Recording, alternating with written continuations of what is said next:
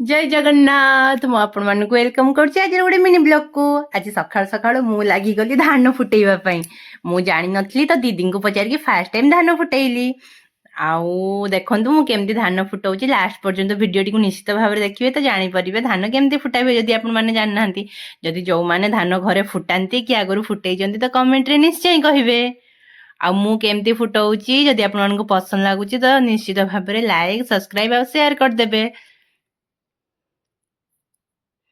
पुणी दी दिन पर या काढ़ी पुणी सीझा जीव सीझे सुखेकी रखा हम तापर भात बा आपण मुढ़ी करि परिबे ताकू